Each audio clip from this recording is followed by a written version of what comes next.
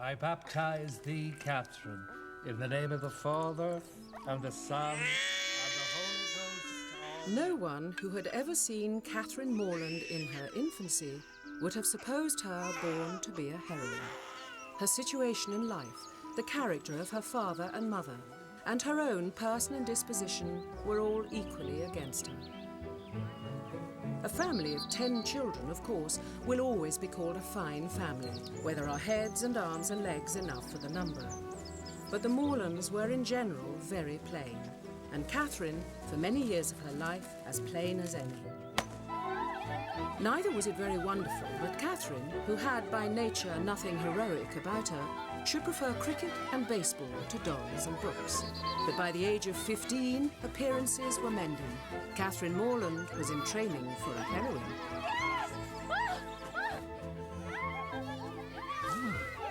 You know, Aunt Catherine has turned out rather well.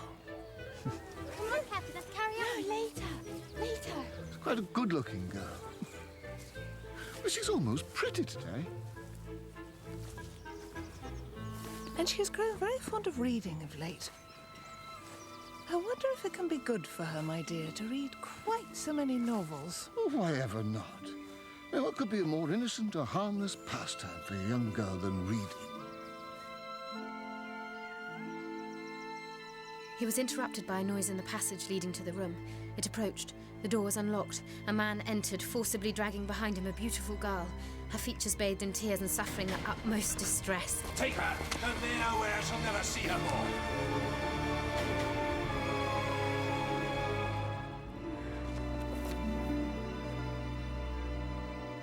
Cathy? What are you doing? Nothing. What do you want, anyway? Mr. and Mrs. Allen are here. Mother says you have to come straight away.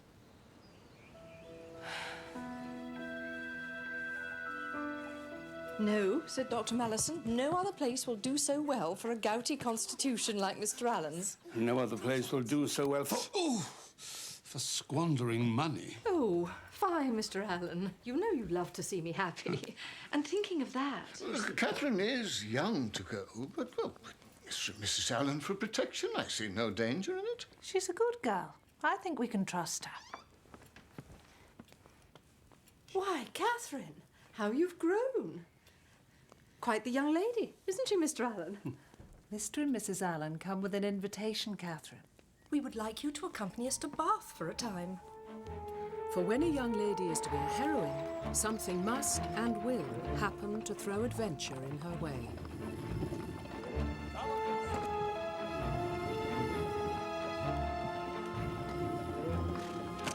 A tumult of emotion stirred in the bosom of Adeline, and fear gripped her heart that at any moment ruffians would fly upon the carriage and return her to the ignominy of her captive state.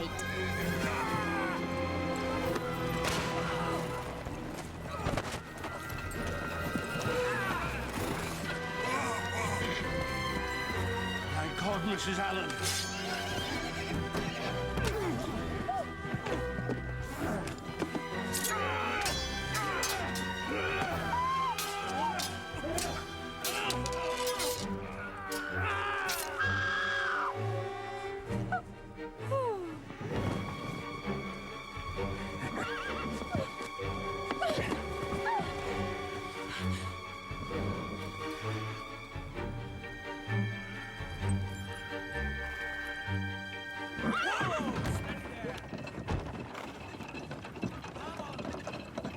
Not long now.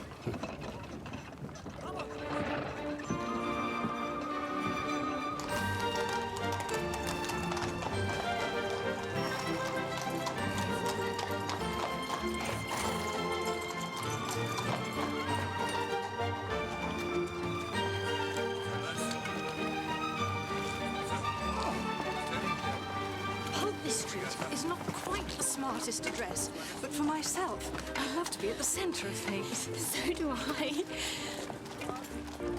There's a little peach that's ripe for plucking.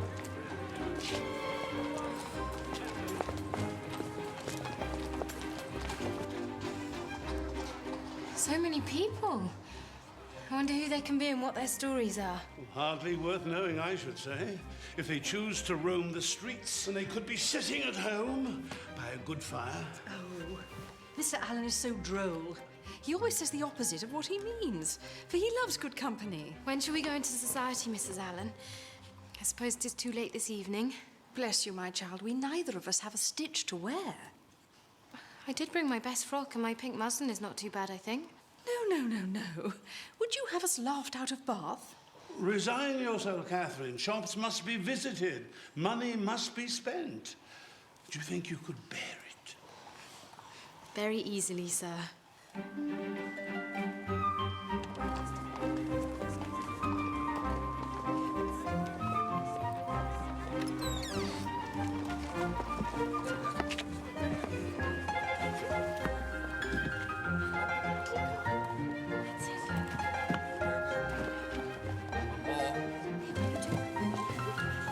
That's the last, madam.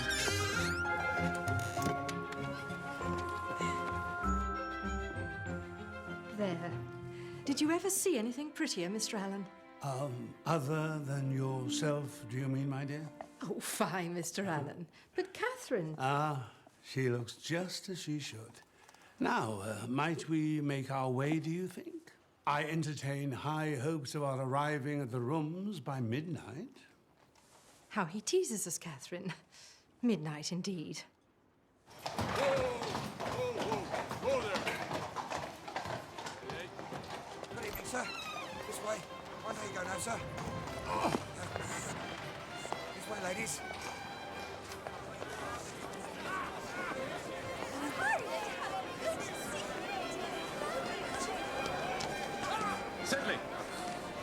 Sedley!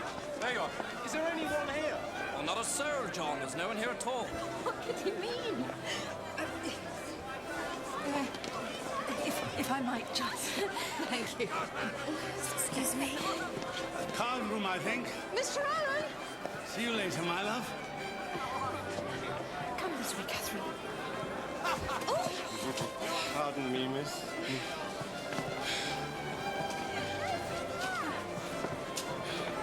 Excuse me. Perhaps we should go through to the tea room.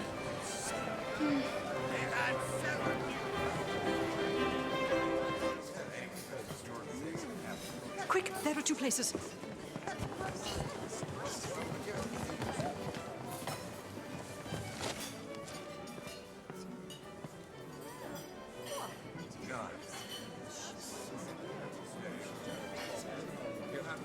How uncomfortable it is not to know anybody. Yes, my dear. Very uncomfortable indeed. Then you see, one can't speak to people unless one has been introduced. But who will introduce us? I'm sure I've no idea.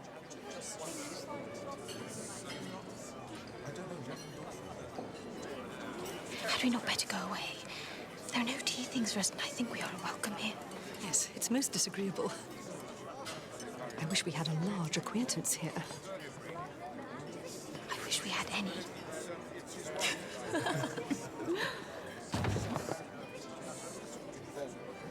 Mrs. Allen.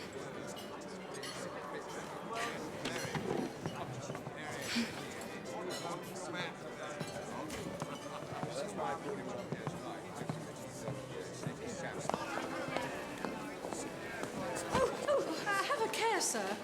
1,000 apologies, Mum. Catherine, do take this pin out of my sleeve. It was not your fault, sir. Allow me. Oh. Thank you kindly, sir. Though I'm afraid it's torn a hole already. There. Nothing too disastrous, Mum. I shall be sorry if it has, for it's a favourite gown. Really, Mrs. Allen, one would hardly notice. No, it cost but 9 shillings a yard. 9 shillings. That is exactly what I should have guessed. Do you understand muslins, sir? I understand them very well. My sister has often entrusted me in the choice of a gown. I bought one for her only the other day. 5 shillings a yard, and a true Indian muslin. What do you make of that? Well, and I can never get Mr. Allen to tell one of my gowns from another. But tell me, sir, what do you think of Miss Morland's gown? Miss Morland's gown? Miss Morland's gown is very pretty. Though I don't think it'll wash well. I'm afraid it will fray. How can you be so... Presumptuous. Indeed, without so much as an introduction. You must allow me to make amends, Mrs. Allen.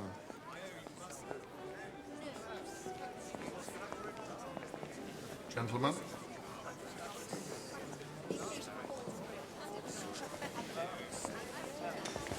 Thank you. Very kind indeed. One moment. What a very... Really, I shouldn't have allowed you to speak to him as a stranger. But he had such an understanding, a Muslim. I wonder where he's gone. Oh, here he comes again. And he's brought Mr. King with him, the master of ceremonies himself. Mrs. Allen, Miss Morland, allow me to present to you Mr. Henry Tilney, just lately arrived in Bath. Mrs. Allen, Miss Morgan, delighted to make your acquaintance. Mr. King. Now we may talk to one another. We've already been talking. You mustn't allow anyone to hear you say such things. We shall all be expelled from polite society. Let it be our secret. And now, if your card is not already full, Miss Morland, might I request the pleasure of the next dance with you? With me? Thank you.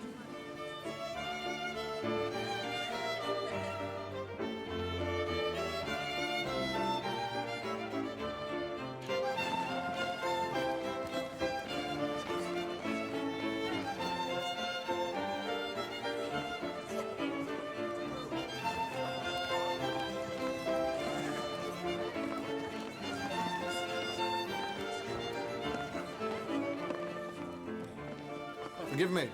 I have been very remiss in the proper attentions of a partner. What are they? Oh, I ask you how long you've been in Bath. Have you been to the theatre, concert, and so on? Wouldn't that be rather dull? Of course. We must do our duty. You ready? Yes. How long have you been in Bath, madam? Not long at all, sir. Were you never here before? Never, sir. Indeed. And have you been to the play? Not yet, sir. Astonishing. Concert? No. Amazing. Now tell me, am I altogether pleased with Bath, madam? Yes. I like it very well. Excellent.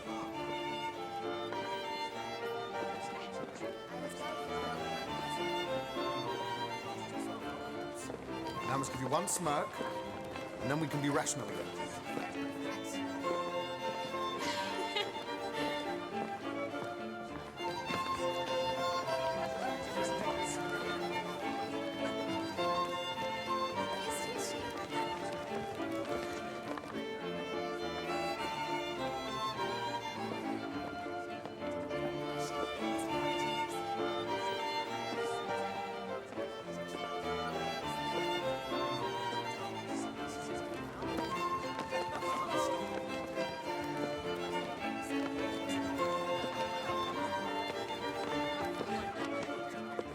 Do you know that gentleman?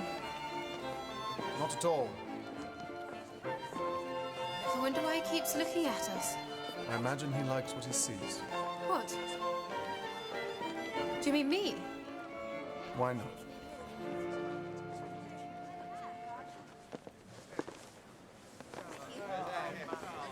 So tell me, what will you write in your journal tonight? Friday went to the lower rooms, wore my sprigged muslin dress with blue trimmings. Looked very pretty, though I say so myself. Danced with one man, was stared at by another. Much more handsome. Indeed, I shall say no such thing. Then what shall you say? Perhaps I don't keep a journal at all.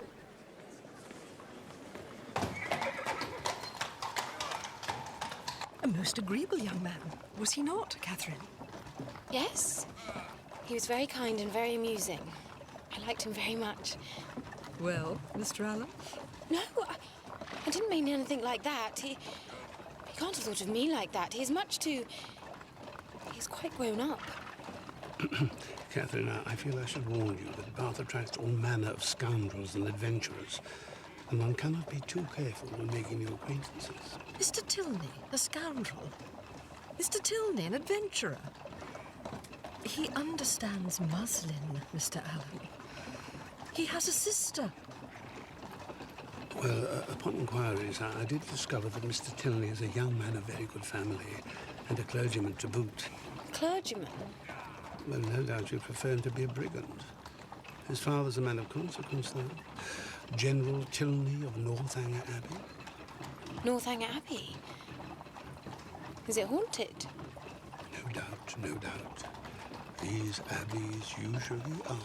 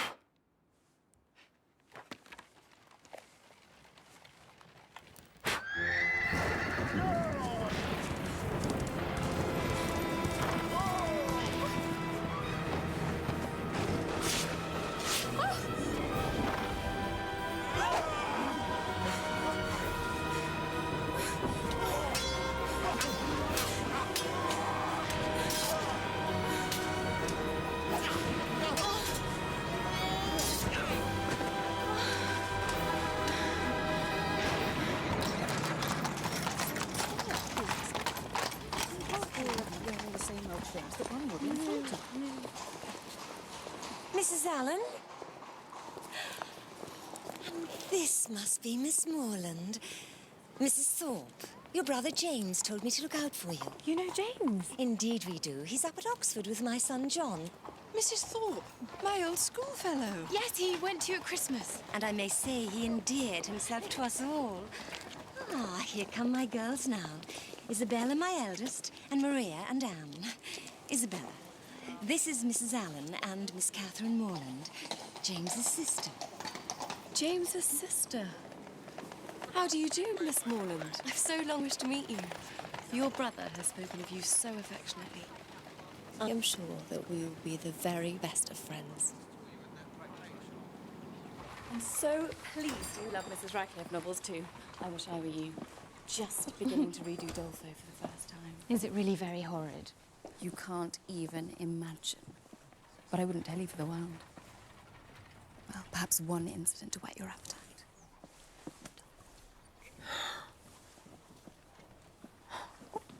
Can such things really happen? Well, just think of Lord Byron. I've heard that he is very wicked, but I don't know exactly what he's supposed to have done.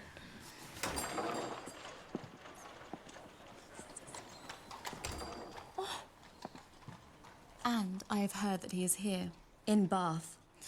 Should we go to the pump room and see if we can see him? Perhaps your Mr. Tilney will be there too. He's not my Mr. Tilney, Isabella. Indeed, you mustn't say he is. Isn't he? Well, there's a certain person who will be very glad to hear that. Who do you mean? Never you mind. Oh. I do so hate it when strangers listen to one's private conversations.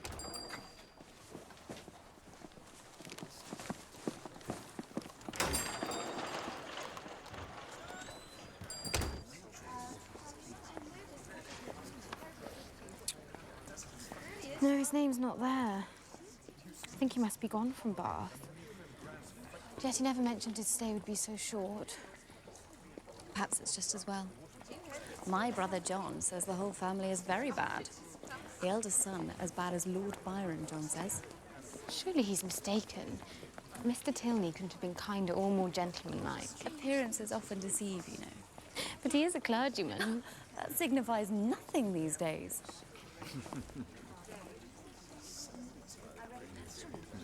Insufferable. Come, let's walk outside.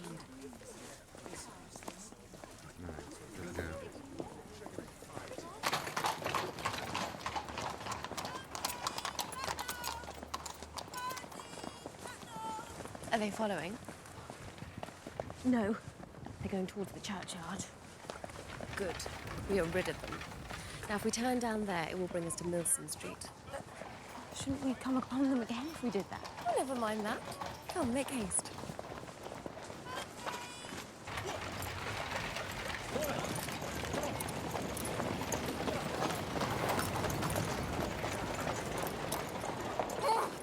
Odious carriages, I detest them. Isabella! Oh, how delightful! Mr. Morland and my brother John. James, I didn't know you were coming to Bath. Thorpe's idea, and when I remembered you were here, and you, Miss Thorpe, nothing would have kept me away. I'm very happy to see you again. And I you. Miss Morland? My good friend John Thorpe. Enchanté. I had the pleasure of seeing you dance the other evening. Yes, I remember. I hope I may have the pleasure of dancing with you myself before too long. We were just walking towards Edgar's buildings. Were you? Well then, damn it, we'll walk along with you. Miss Morland? Are you fond of an open carriage, Miss Morland? Yes, very. Well, would you permit me to drive you up Lansdowne Hill one day this week? Thank you. You're very kind. But would it be proper? Damn it, this is Bath. You know, everything's more free and easy in Bath.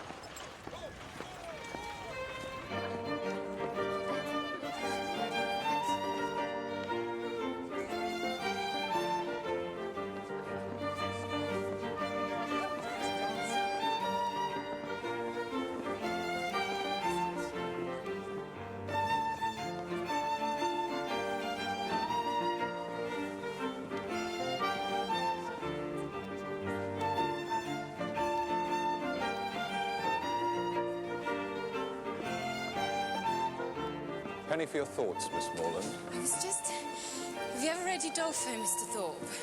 Adolphe? Lord. No, I never read novels. I leave all that to Isabella. I read The Monk the other day, now. Monk? Is it as shocking as everybody says? You can borrow it if you care to. Hot stuff, you know.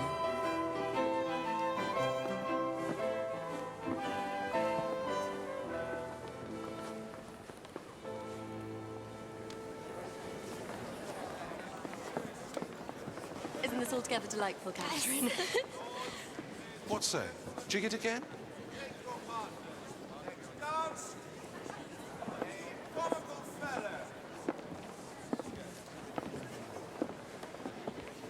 Miss Morland, allow me to introduce Ellen, my sister. Your sister? Oh, yes, I'm very happy to meet you, Miss Tilney. And are you? Henry has told me so much about you. Can't imagine how surprised I was to see your brother again. I felt so sure he's been quite gone from Bath. Ah, yes. When he saw you before, he was here to engage lodgings for us. He only stayed the one night. Oh, I see. Your brother dances very well. Yes. And he is very amusing. Yes, he is, when he cares to be.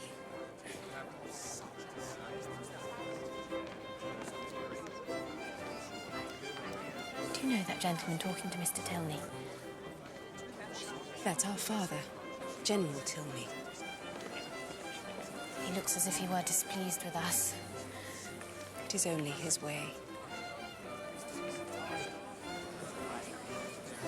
And is your mother here with you in Bath as well? Our mother is dead. So this is your first time in Bath. Do you like it? Very much indeed. There are some very pretty walks round about. Henry and I walk most mornings. Should you care to join us one day? Yes. More than anything in the world, I love long walks. Though I can't persuade my friend to join me. She thinks it a waste of time when there are so many other things to do in town. I can see that she might.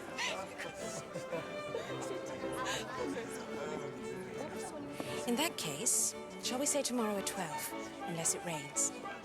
Yes, Catherine. You simply must hear this. Come quickly. Excuse me.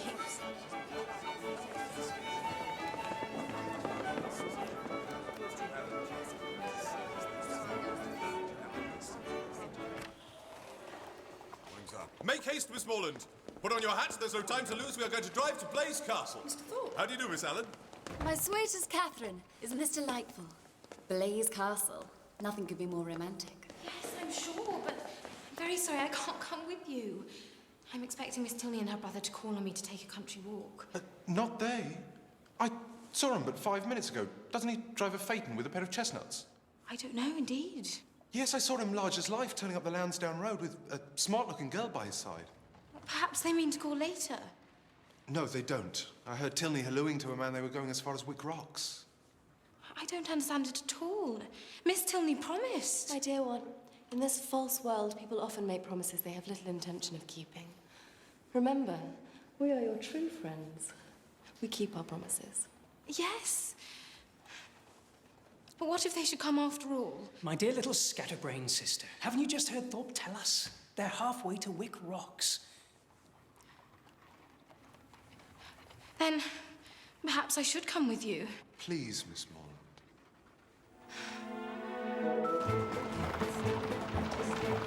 Goes very nice, doesn't she? Smooth as silk. How do you do, sir?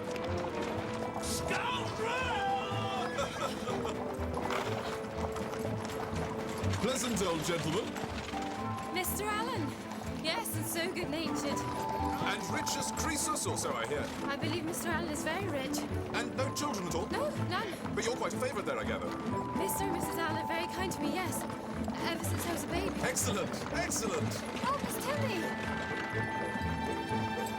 Stop! Stop now! It's Miss Tilney and her brother. There'd be hell to pay if I try to stop him now. Stop, Mr. It's Thorpe. too late. Well, I'll get down. I It's will. not possible. Whoa there. How could you deceive me so?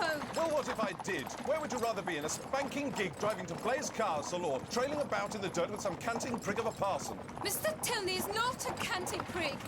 And you have made it seem as if I broke my promise to them. Whoa there. Look here. Miss Morland, I might not have been completely straight with you, but I had good reason. You think of your brother's happiness and Isabella's. They couldn't go off unchaperoned. And I was thinking of you, too. I'm not altogether happy to see you with the Tilneys. The whole family has a terrible reputation, something very strange about the mother's death. You can't mean... We must be careful when making new acquaintances. We're not all as honest as you and I, huh? But Mr. Tilney and his sister have been so kind to me.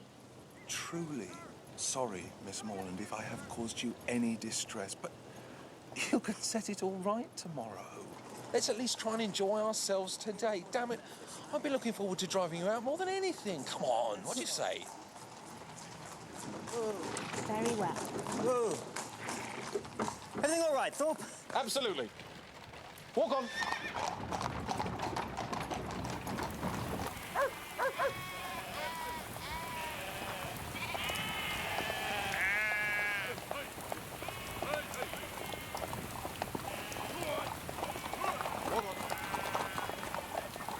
I say, sir, your sheep, please. It's just a spot of rain. It'll clear up in no time. Thorpe, we better go back. Your sister thinks so too. We're not halfway to Blaze Castle. Very well, as you wish. It's all one to me. Honestly, if your brother hadn't such a damn beast to drive, we'd been at Blaze this half hour gone. Will you move your sheep? I need to turn. Take my bloody time. Come on, girl.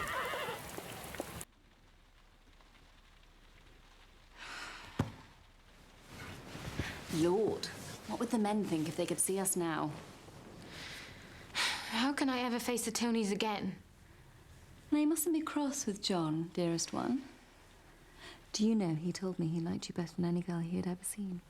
And he thinks you're the prettiest girl in Bath. Don't know why he should think that. No need for false modesty. Now, how far have you got on with Udolpho? I've just got to the Black Veil. The Black Veil. Well, I wouldn't tell you what's behind it, not for the world. And when you've finished it, you will read The Monk. That's my brother's favourite, you know. Oh, yes, he spoke of it. Is it really very horrid?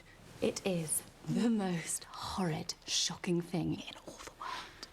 Ambrosio, the monk, begins very holy, but is drawn into vice by Matilda, and she gives him a magic branch by which he can pass through walls and into Antonia's bedroom. But it is too shocking. I should blush to tell you. You must read it yourself. The friar pronounced the magic words, and a thick smoke arose over the magic mirror. At length he beheld Antonia's lovely form. She was undressing to bathe herself, and the amorous monk had full opportunity to observe the voluptuous contours and admirable symmetry of her person as she drew off her last garment. At this moment a tame linnet flew towards her, nestled its head between her breasts, and nibbled them in wanton play. Ambrosio could bear no more. The blood boiled in his veins, and a raging fire rushed through his limbs. "I must possess her," he cried. No, Ambrosio. I shall no longer be able to combat my passions. I am convinced with every moment that I have but one alternative. I must enjoy you or die.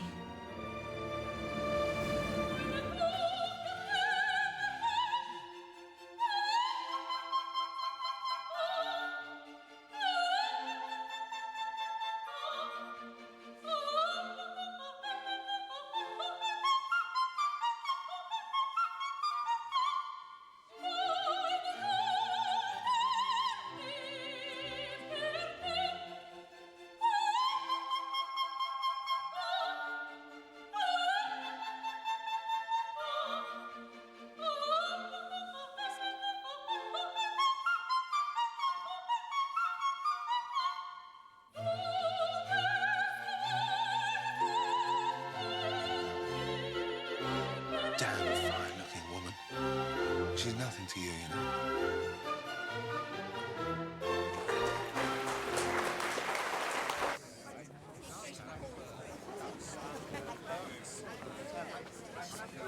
Miss Morland, Mrs. Allen, Mr. Allen. Mr. Tilney, you must have thought me so rude, but they told me you'd gone out in a phaeton, and then when I saw you, I begged Mr. Thorpe to stop, but he only went faster. If only he'd slowed down, I would have jumped out and run back to you. Please believe me, I would 10,000 times rather have been with you. Are you and Miss Tilney really very angry with me? I must confess I felt a little slighted, but my sister was quite sure there was some misunderstanding. Eleanor, you were right, as usual.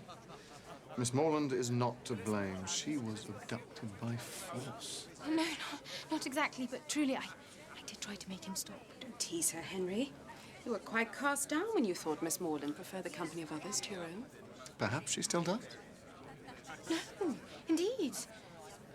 Well, that is... Then may I renew our invitation? Shall we say the day after tomorrow for our walk? Yes. Miss Catherine Raymond, very amiable girl, very rich too. Ward of a Mr. Allen who made a fortune in trade. And with no one to spend it on but her, she'll bring a deal of money to her marriage. When the old man pops off, she'll be one of the richest women in the country. Obliged to you, sir. Thorpe. John Thorpe. Delighted to have been... Mr. Thorpe, perhaps you'd introduce me to the young lady. Miss Morland, this is General Tilney.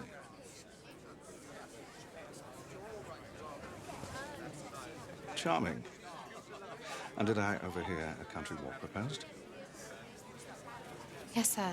The day after tomorrow. Then perhaps you would do us the honor of spending the rest of the day with us after your walk, if Mr. and Mrs. Allen can be persuaded to spare you. I'm sure they'd be happy to spare me, sir. And I'd have great pleasure in coming. Excellent. I shall look forward to making your better acquaintance, Miss Morland.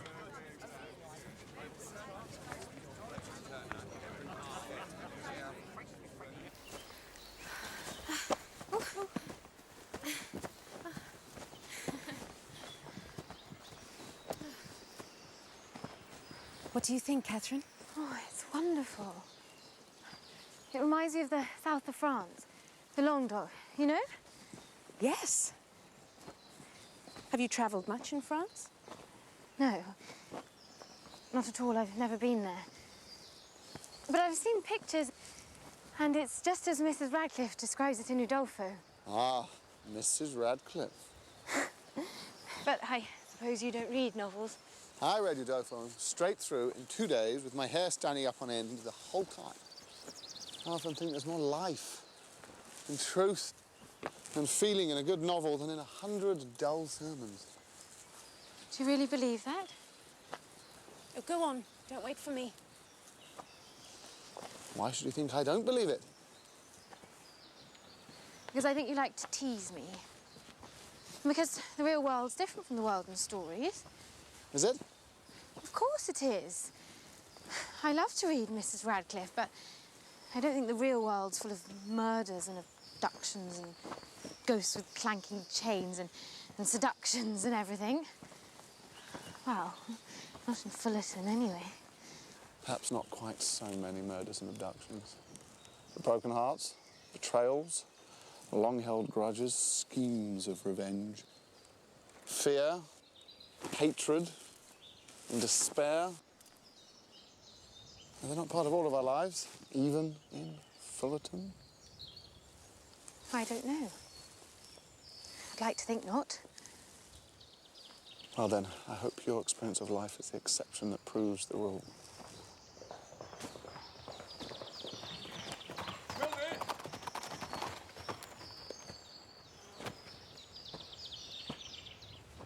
Forgive me, Tilney, for interrupting your walk. I've no time to lose. Of course. You're expected. Mum. Come, let's walk on a little.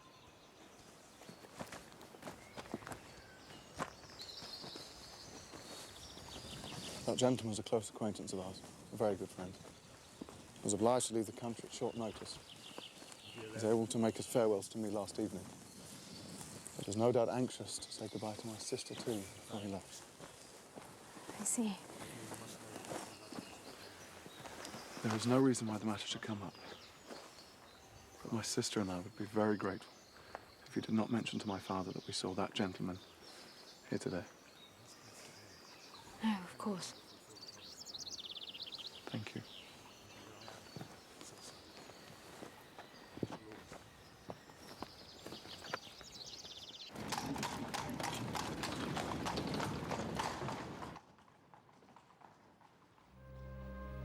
The monk reeled from the unholy sight. "Receive this talisman," she replied. "While you bear this, every door will fly open, and walls will melt away. It will procure you access tomorrow night to Antonia's bedchamber."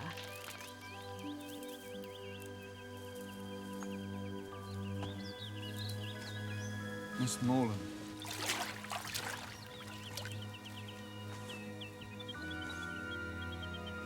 Nothing to be ashamed of.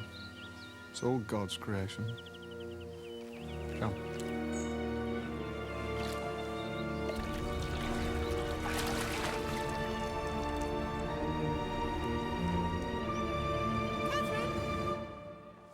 Catherine!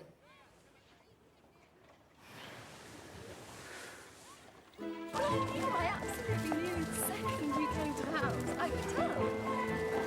And the way you spoke to my mother, I could just... It was almost like fate. Catherine?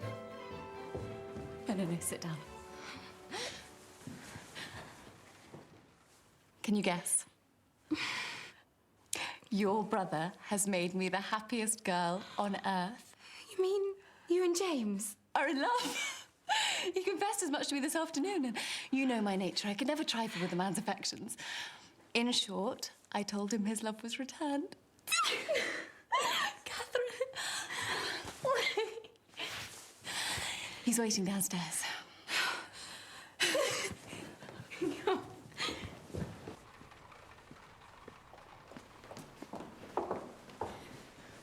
I know I needn't ask whether you approve, Catherine. No, indeed. Though I'm surprised. It just all happened so quickly. Not so.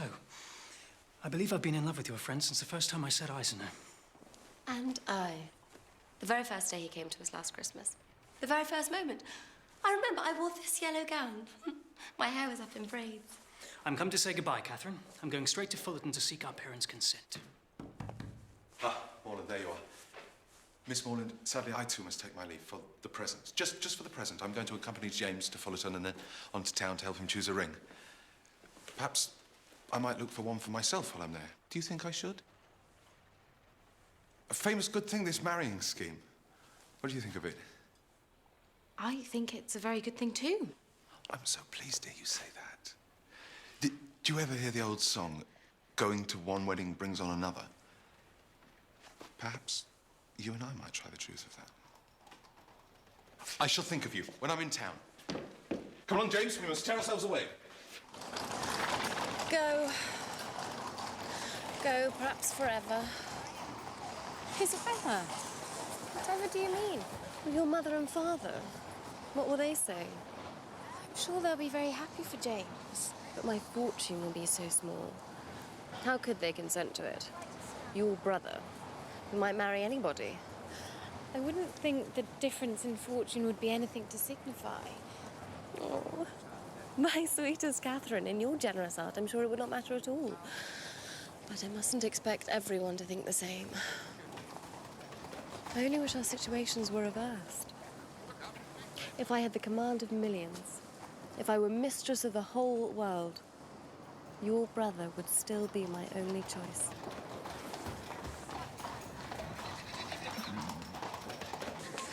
Now, Catherine, you know I'm only here for your sake. You know my heart is 40 miles away. And as for dancing, don't mention it. I beg you. It is quite out of the question. I dare say Charles Hodge will plague me to death about it, but I shall cut him very short, I can tell you. I wonder where he is. Miss General, tell me. Do you believe he's coming to talk to you? Miss Morland.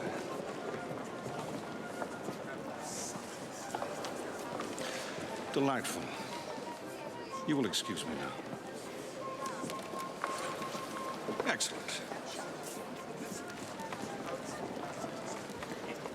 Miss Morland, allow me to introduce my brother, Captain Tilney. Charmed.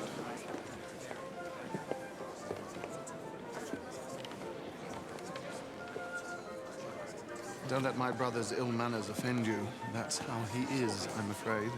He was ill-mannered as a baby. Surprised at you being so disrespectful to your older brother. And anyway, how could you know what he was like as a baby? When he was a baby, you were not yet born. True enough. My mother told me of it. I hope you're not already engaged for the next dance. No, indeed. My rival having left Bath. Indeed, he is not. You mustn't tease me. So do you not know Mr. Thorpe at all? No, not at all. Strange. He seems to know a great deal about your family. And none of it to our credit? Well, I have always found that ignorance and prejudice hold no bar to forming the strongest of opinions. You think him ignorant and prejudiced? I know he doesn't always tell the truth, but he's been very kind and attentive to me. You think he isn't to be trusted? Dear Miss Morland, has it not occurred to you that I might not be the best person to consult on the matter of Mr. Thorpe? My lords, ladies and gentlemen, the next dance will be on a summer's day. Good God, Henry, you're not going to stand up in that mall, are you? I certainly am. That being so, do you think your friend might dance with me? No, I am sorry. I know for certain that she has a very particular reason not to dance tonight. Is that so? Pity.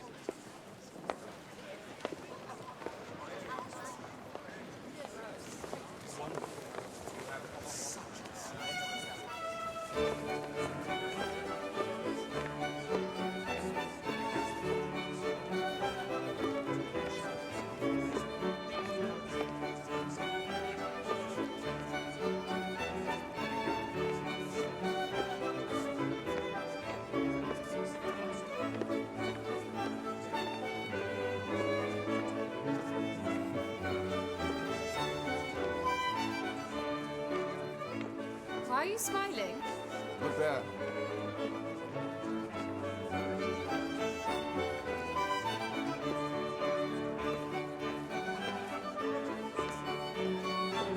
I don't wonder at your surprise. I refused him for as long as I possibly could, but he would not take no for an answer. He's the eldest son, you know, the heir to Northanger Abbey. Not that that weighs anything with me. I am in love with the best man in the whole world. Did you think him handsome? No. Captain, tell me, silly. Oh. Yes, very handsome. But didn't your brother say he was very bad? As bad as Lord Byron? Oh, John will say anything that comes into his head. I hardly ever take any notice of him. Then I always want to know what to believe. One thing you can be certain of, my affection for you and your dear, dear brother.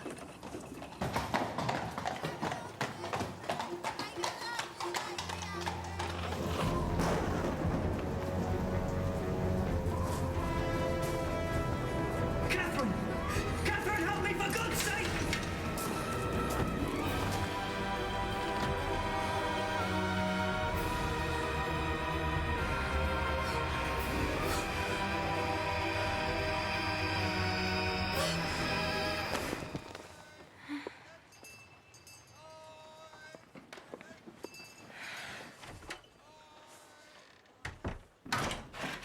You've heard from James?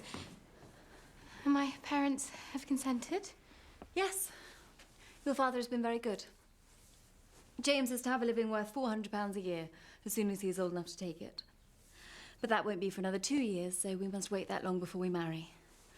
It seems it wasn't possible for your father to do anything for us immediately. I'm sure Mr. Morland has behaved vastly handsome. If he finds he can do more by and by, I dare say he will. And Isabella's wishes are so moderate. For myself, it's nothing. I never think of myself, but poor James. £400 a year is hardly enough for the common necessaries of life. But I suppose everybody has the right to do what they like with their own money. I'm very sure that my father has promised as much as he can afford. But Mr. Allen, I was sure, would do something for James. Perhaps he does not approve of his choice of bride. Why should Mr. Allen do anything for James? Or for any of us? It was very kind of Mr. and Mrs. Allen to bring me to Bath, but none of us has any expectations from Mr. Allen. My dear, sweet Catherine, you know I care nothing for money.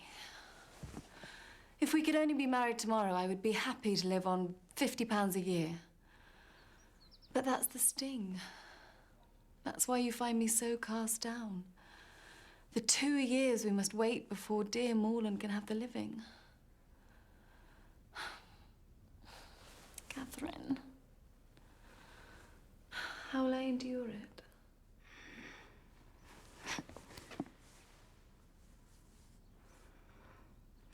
I can well understand how she feels. 2 years is a long time. But at least she can marry the man she loves. Not everyone is so fortunate. No, I suppose not. How sad that is.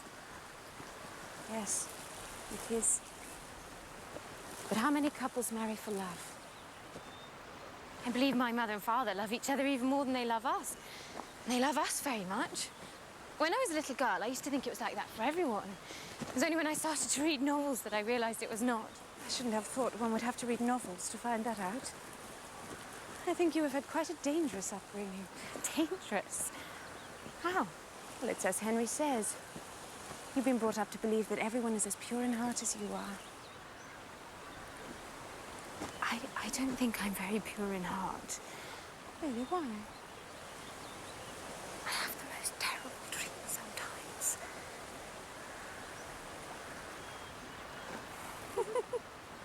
What's the joke? Nothing to concern you.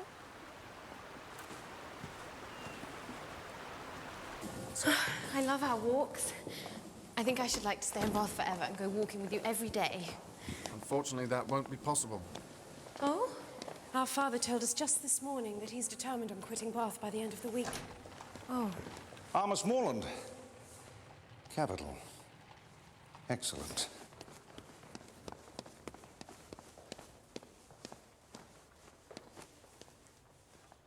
Can you, Miss Morland, be prevailed on to quit this scene of public triumph and oblige us with your company at Northanger Abbey?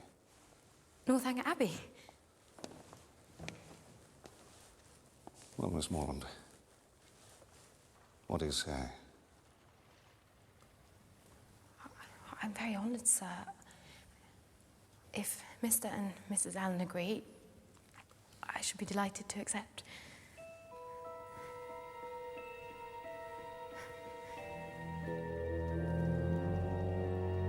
Northanger Abbey? Aren't you frightened to go there on your own? I confess I am a little. Well, I dare say it'll be very thrilling for you. I do hope you don't forget me, Catherine. Or our dearest John. No, indeed. No need to be coy. I heard from him today that you and he are as good as engaged. Indeed we are not. Useless to dissemble, my dear. Your secret's out. He says in his letter, not half an hour before he left Bath, you gave him the most positive encouragement. He says he as good as made you an offer. No. No, there must be some mistake. Your brother must have misunderstood me, and I certainly had no idea he thought he was making me an offer. Please, undeceive him and beg his pardon.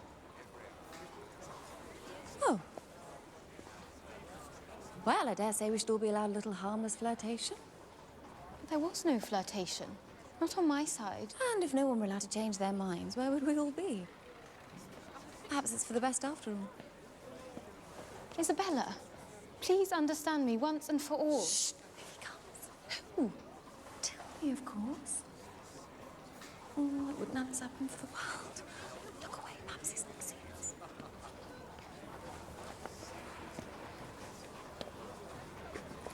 What? Always to be watched?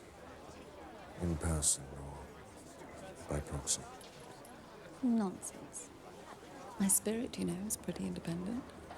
I wish your heart were independent. That would be enough for me. My heart? What can you have to do with hearts?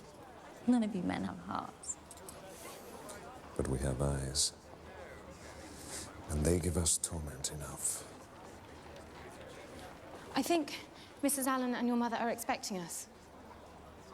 Will you come, Isabella? You go. And tell them I'll follow. And if I shouldn't see you, write and tell me all your news from Northanger.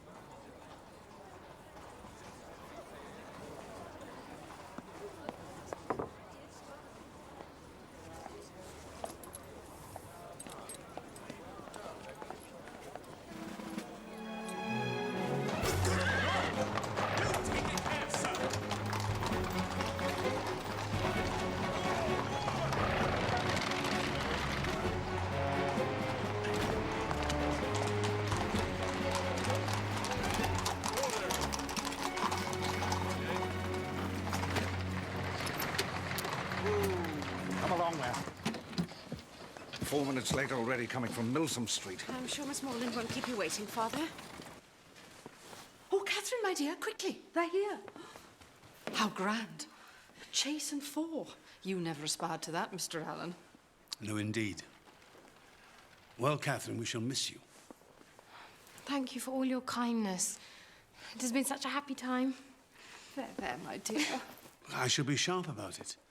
These great folks don't like to be kept waiting.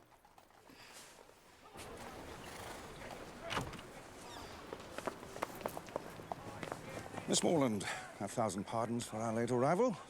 My eldest son must bear the blame. He stays on in Bath. Now, my dear Miss Morland, I have a proposal. As it is a fine day, how should you like to travel in the curricle with my son Henry? You will enjoy the air and be better able to see the country. It is, of course, entirely up to you. I should like that very much.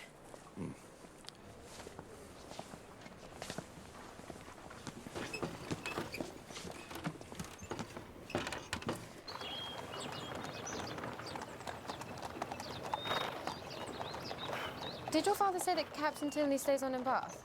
Yes? Oh. You're disappointed? You were hoping for my brother's company at Northanger, perhaps? No. No, not at all. That is, I should have no objection to his company. And what is it? Come. I'm anxious about your brother and Miss Thorpe. I think he cannot know that she's engaged to my brother. I suppose he thinks he has a chance with her. But Doesn't he realise how wrong it is of him and what pain it must give to my brother? I don't think you should distress yourself too much, Miss Morland. Your brother should be returning to Bath very soon, and my brother should be leaving to rejoin his regiment. That will be the end of that. Now, look there.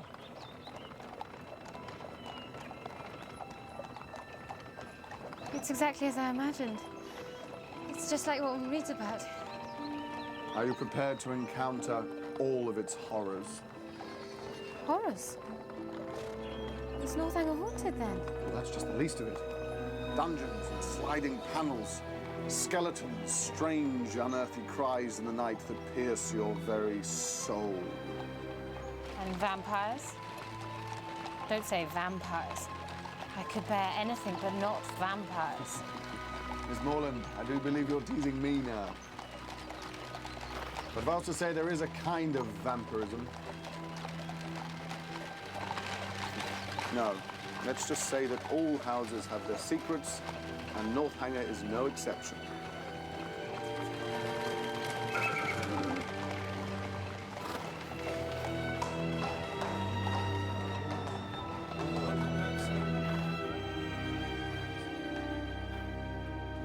Help me down.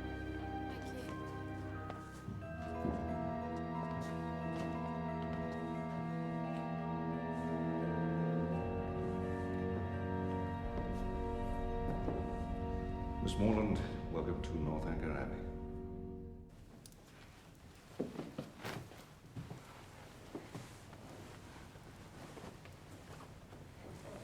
I hope you will be comfortable. Do please, I beg you, make as little alteration to your dress as possible. My father is most particular about meal times. I'm sorry to have to ask you. No, it's quite all right. I'll see you in a few minutes then.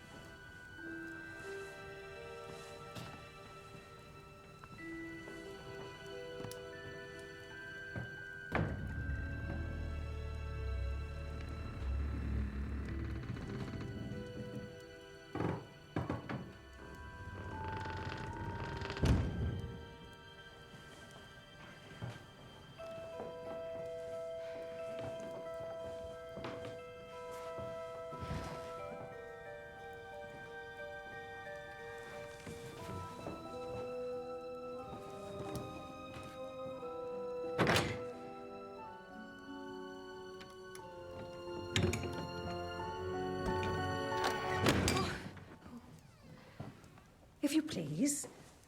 Miss Tilney says, do you need any help, miss? Oh, no. No, thank you.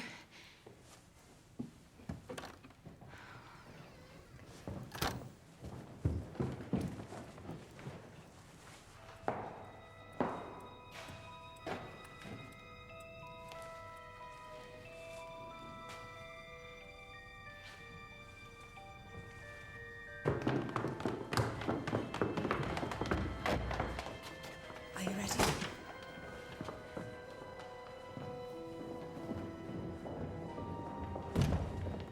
So sorry. Miss Morland, charming. Dinner to be on the table directly!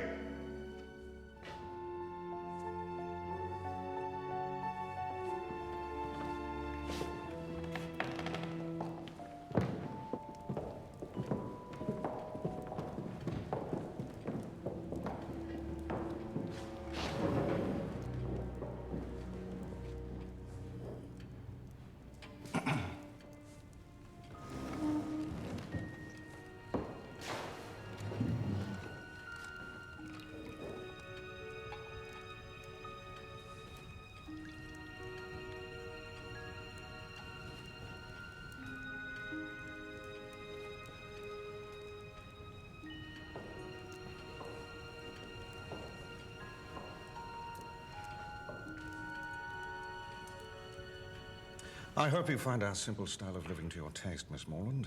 No doubt you have been used to better-sized apartments at Mr. Allen's. No, indeed, sir. Mr. Allen's dining parlour is only half the size of this room. Well, now, I suppose I care as little as any man for such things. But a tolerably large eating room is one of the necessaries of life. Hmm? Tolerably large indeed, sir. But I don't think I've ever been in so large a dining room as this one. You have not? Well, no doubt the rooms at Mr. Allen's are exactly the true size for rational happiness.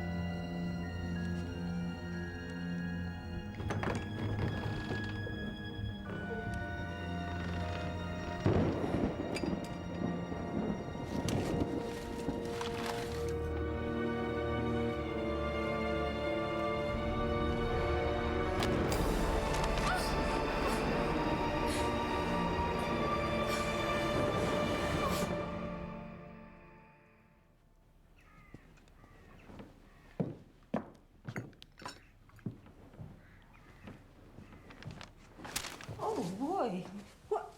Whatever are these old things? No. No, leave them, please.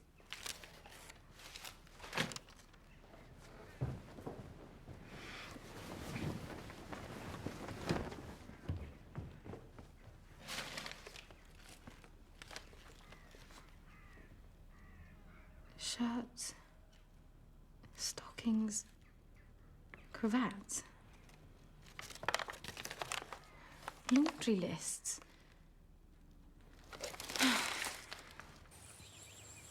This was my mother's favourite place. I used to walk so often here with her. Though I never loved it then, as I have loved it since. Her death must have been a great affliction. A great and increasing one. What was she like? Did she look like you? I wish I could show you her portrait. It hangs in her private chamber. I suppose you were with her to the last? No. I was away from home when she died. Her illness was sudden and short, and before I arrived, it was all over. So you didn't see her body? No. I wish I could have done. Perhaps it would help me to think of her at peace. Yes. I should like to see her room, if you're willing to show me. We never go there. It is my father's wish. But to see her picture? Yes. Why should you not see it?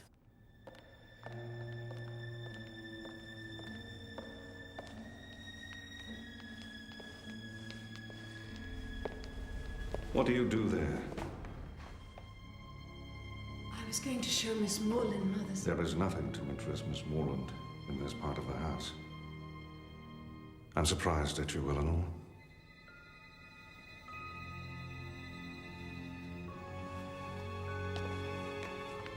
My dearest Isabella, I long to hear your news. I hope everything is well with you and with James, and that your brother is not too much offended with me. Northanger Abbey is all that I expected it to be, and Eleanor and her brother very kind. Oh, Isabella, I fear that this house holds a terrible secret relating to the death of Mrs. Tilney. Here I am! I cannot write more now. Send me your news.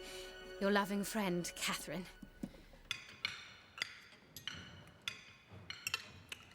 This is a sad day, Miss Morland. A sad day for me, that is. I have to go up to town for several days on business. I trust you'll be able to entertain our guest properly while I'm gone, Henry. Nothing would give me greater pleasure, sir.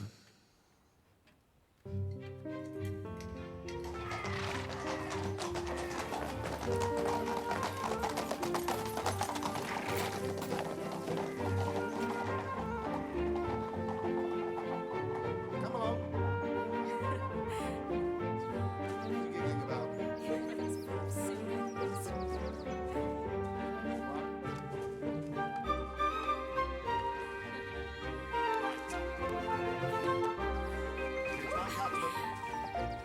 One for me.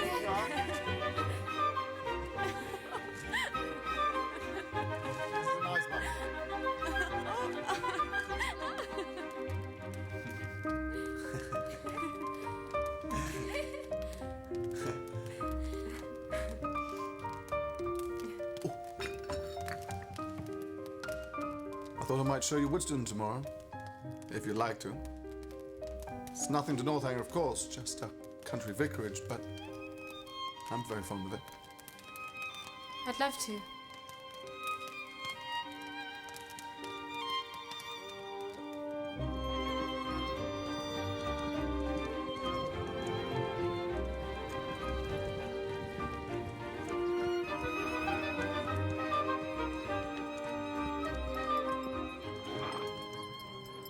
Look. Is that your home? It's lovely. Very glad you think so. I fear we may be about to get a little damp. Come on. I'll race you back.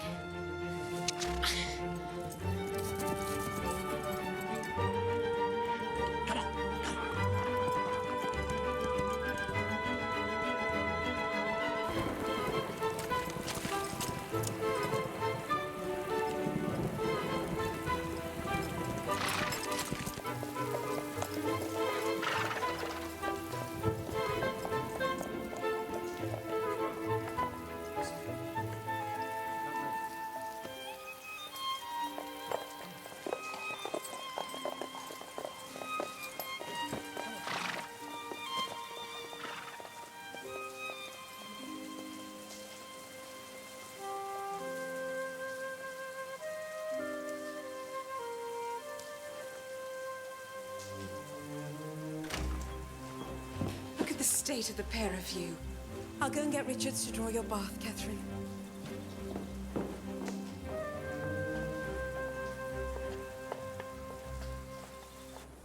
When we were coming to Northanger Abbey, you said that the house held secrets. Did I? And have you discovered any dreadful revelations yet? No, but I'd like to know what you meant. I think that shall have to remain a secret. A secret once explained loses all of its charms and all of its danger, too. Why don't you imagine the worst thing you can and write your own Gothic romance about it? Northanger Abbey would make a very good title, don't you think? Now you're mocking me. But I can't help feeling that this house is not a happy one. Not since our mother died. And even before then. I envy you your happy childhood. My brother Frederick is well enough, I think, sowing his wild oats, but soon he shall have to make an advantageous match. My sister is not happy. Remember the man we met on a country walk? He's a good friend of mine. He's a lot more than that to my sister. But our father has refused to sanction the match. Edward is only a second son, and Eleanor must marry the heir to a rich estate. And you? Well, if I'm to retain my father's favour, I must marry a fortune too. And shall you? I always hoped I'd be lucky.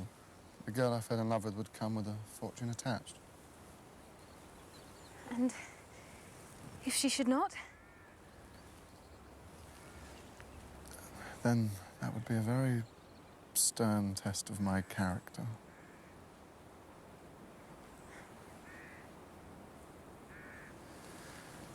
Perhaps we'd better head back. I want to set off for Woodston before nightfall.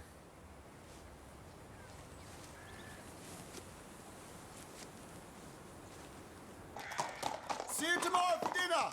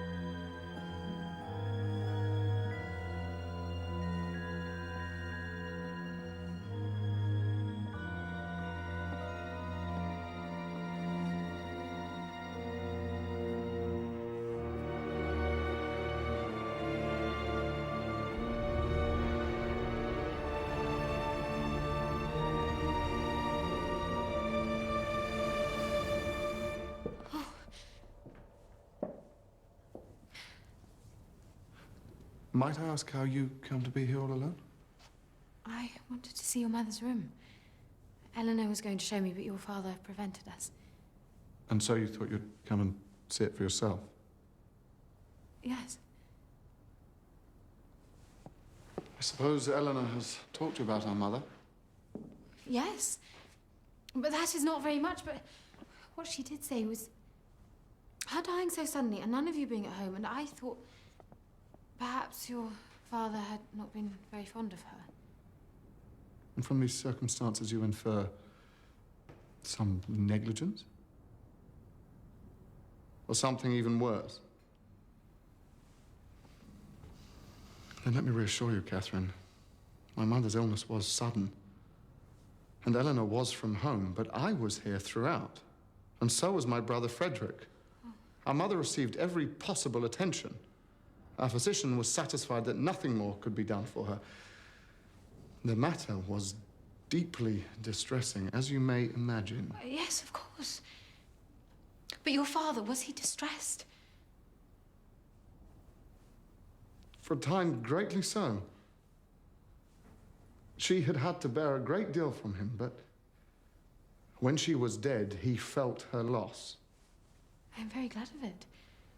It would have been very shocking if he had... If he had what? If I understand you rightly, you have been suspecting my father of a crime so dreadful. You said yourself the house was full of secrets. And so you decided that my father must be a murderer.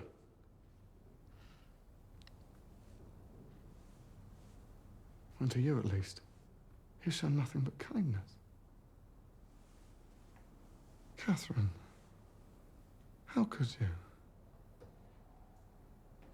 What sort of a fevered imagination must you have?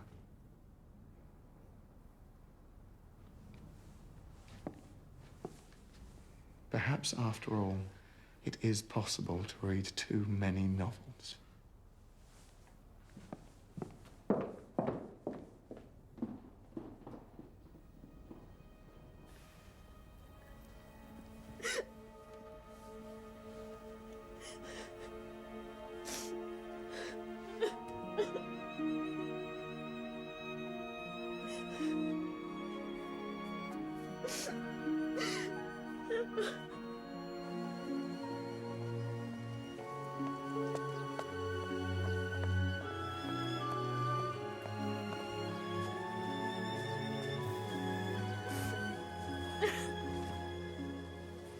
Look, Catherine.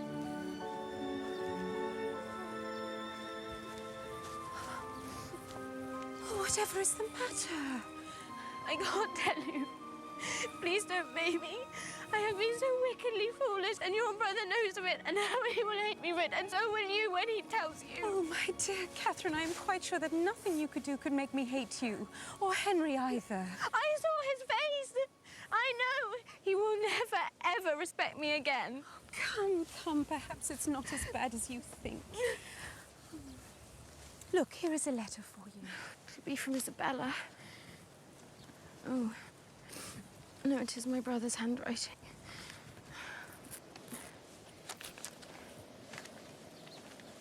Dear Catherine, I think it my duty to tell you that everything is at an end between Miss Thorpe and me. No. I shall not enter into particulars. They would only pain you more. You will soon hear enough to know where the blame lies. I am ashamed to think how long I bore it. Dear Catherine, I hope your visit at Northanger may be over before Captain Tilney makes his engagement known. Captain Tilney? Frederick?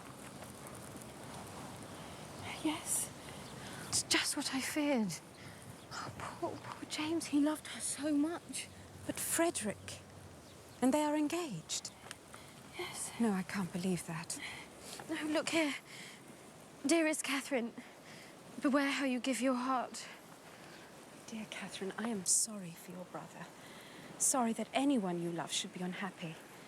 But my surprise would be greater at Frederick's marrying her than at any other part of the story. Why do you say that? What are Miss Thorpe's connections? What is her fortune? Are they a wealthy family? No, not very. I don't believe Isabella has any fortune at all. You think your father will forbid the match? I doubt if the matter will reach his ears at all. Why? Whatever do you mean? Catherine, your friend has dealt very badly with your brother. But I fear she is far out of her depth with mine.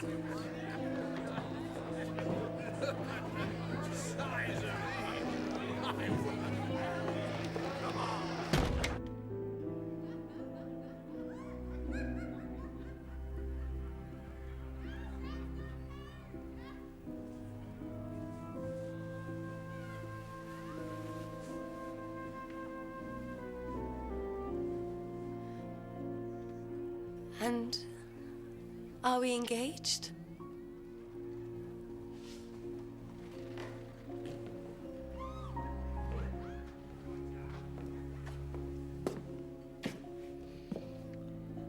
Make yourself decent, Miss Thorpe.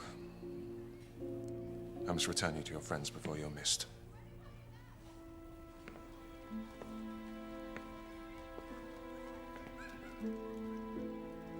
My dearest Catherine, thank God we leave this vile place tomorrow. Since you went away, I've had no pleasure in it, and everybody one cares for is gone. I'm quite uneasy about your dear brother, and am fearful of some misunderstanding. You will write to him and set everything right. He is the only man I ever did or could love, and I know you will convince him of it. I most certainly shan't. So, Frederick is safe from her. I can't say I'm surprised. Aren't you? I am very. I wish I'd never known her. It will soon be as if you never had. There's one thing I can't understand.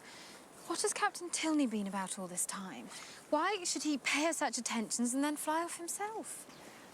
He has his vanity as well as Miss Thorpe. And he is accustomed to having his way. Though I am surprised he should have stooped to such an easy conquest. Really? Then I'm sorry for Isabella. I am sure she will be over it soon enough. I hope I don't need to tell you that his brother has a very different character. Henry has the best and truest heart in the world.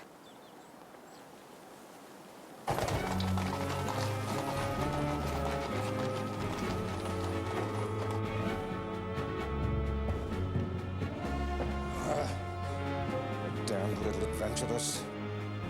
Eleanor! Eleanor!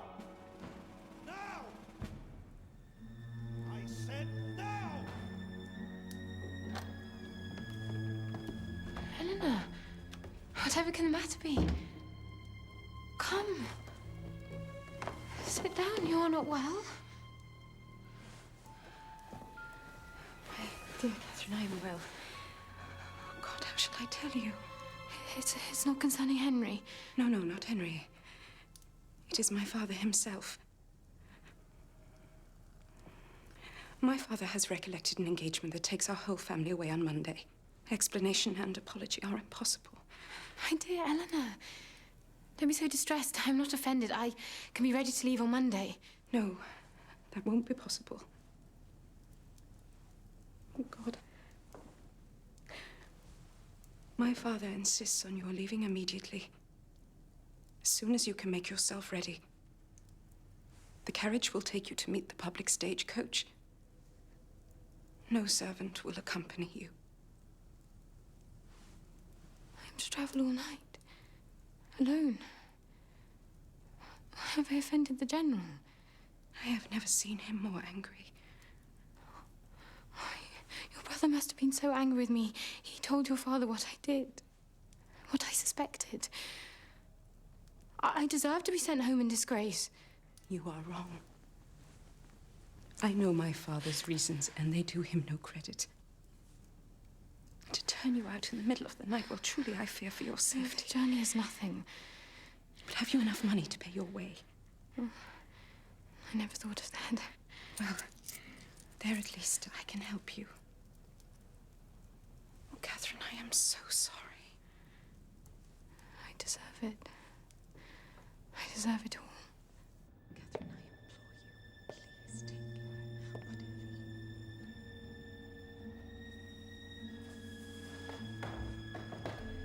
Catherine, I implore you,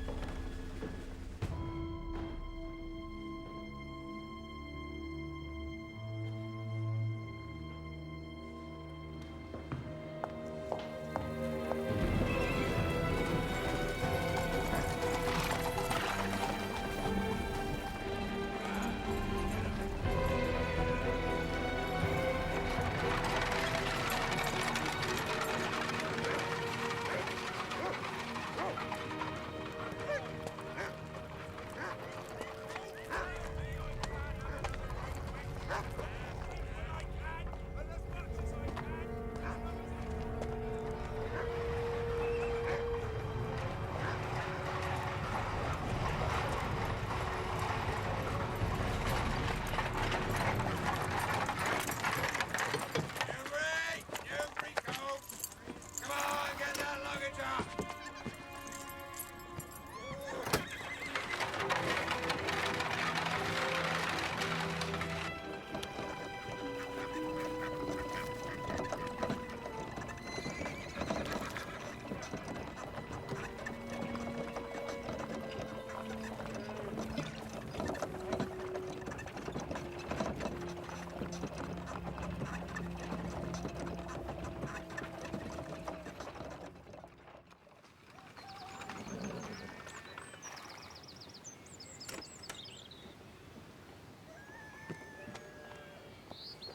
Goodbye, Catherine.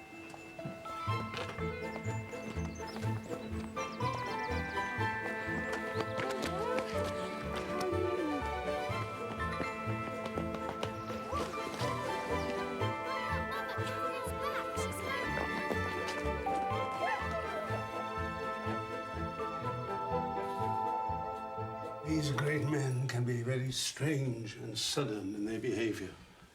Well, we must live and learn. And the next new friends you make, I hope, will be better worth keeping than the ones you made at Bath. No friend can be better worth keeping than Eleanor. And Mr. Tilney is not to blame. Such a pleasant, agreeable young man, I thought him. He found us a chair, you know. And he understands muslin ever so well. That's greatly to his credit, I'm sure. But has he written? Has he offered any kind of explanation? No. Well, I dare say there's no harm done in the end. You did very well to manage that journey all on your own, Catherine. You always used to be such a scatterbrained little creature. I'm quite proud of you. Indeed, I'm not proud of myself.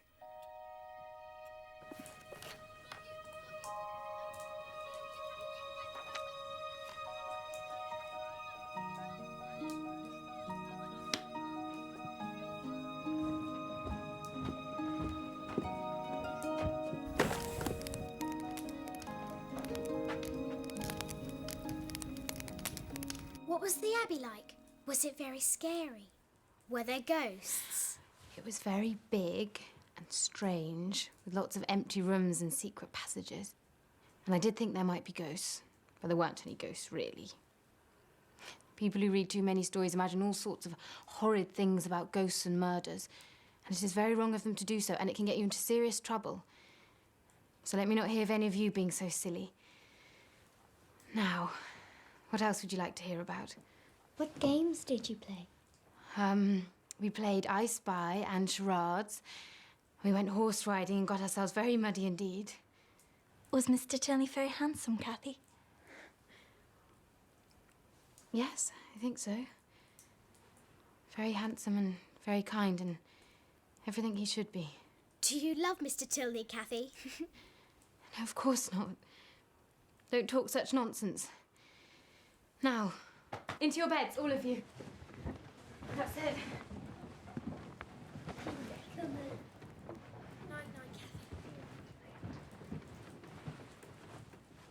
Night, Cathy.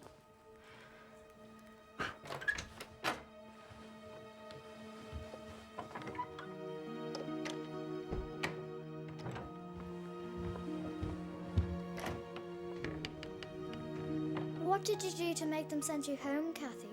Did you do something very naughty? Come on, back into your bed.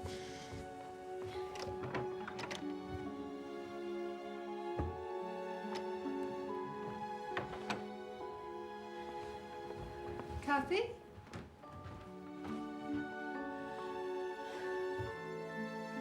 What is it?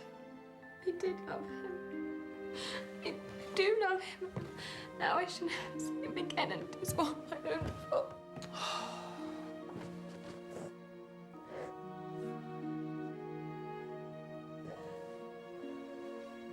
10 men went to the fen to get bed. Very good. Cathy! Cathy! Cathy! It's a man on a white horse.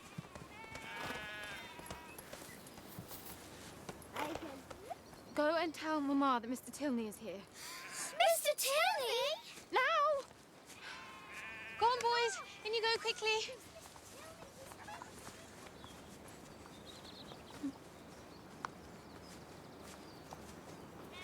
I'm so ashamed of what I said, what I thought. No. It's I who should apologize. There's nothing you have said or thought that could justify the way you have been treated. But you were angry with me, and rightly so. I was angry with you, but that is long past. Your imagination may be overactive, but your instinct was true. Our mother did suffer grievously, and at the hands of our father. Do you remember I spoke of a kind of vampirism? Yes. Perhaps it was stupid to express it so, but we did watch him drain the life out of her with his coldness and his cruelty. He married her for her money, you see. She thought it was for love. And it was a long time until she knew his heart was cold. No vampires, no blood. The worst crimes are the crimes of the heart. But it was stupid and wicked of me to think such things as I did. Cathy, Mamma says, will you bring Mr. Tilney to the drawing room? Come on.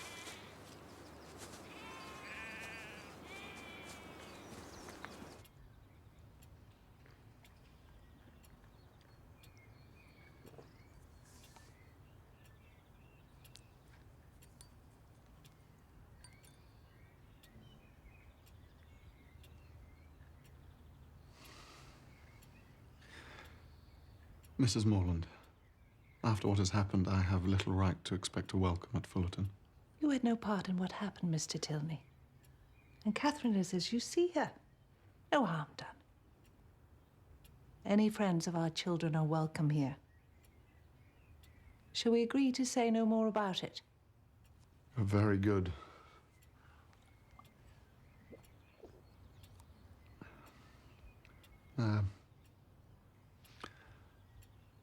Are Mr. and Mrs. Allen now at Fullerton? They are, sir. I should like to pay my respects. Perhaps Miss Morland might show me the way. But you can see their house from the window. Hush, Lucy. I'm sure Catherine will be happy to show you Mr. Tilney. He thought I was rich. It was Thorpe who misled him at first. Thorpe who hoped to marry you himself. He thought you were Mr. Allen's heiress, and he exaggerated Mr. Allen's wealth to my father. You were only guilty of not being as rich as you were supposed to be. For that, he turned you out of the house. I thought you were so angry with me you told him what you knew, which would have justified any discourtesy. No. The discourtesy was all his. I've broken with my father, Catherine. I may never speak to him again. What did he say to you? Let me instead tell you what I said to him. I told him that I felt myself bound to you. By honour, by affection, and by a love so strong that nothing he could do could deter me from... From what? Before I go on, I should tell you, there's a pretty good chance he'll disinherit me. I fear I may never be a rich man, Catherine. Please, go on with what you were going to say. Will you marry me, Catherine? Yes. Yes, I will. Yes. To begin perfect happiness at the respective ages of 26 and 18 is to do pretty well. Catherine and Henry were married, and in due course the joys of wedding gave way to the blessings of a christening. The bells rang and everyone smiled. No one more so than Eleanor, whose beloved's unexpected accession to title and fortune finally allowed them to marry.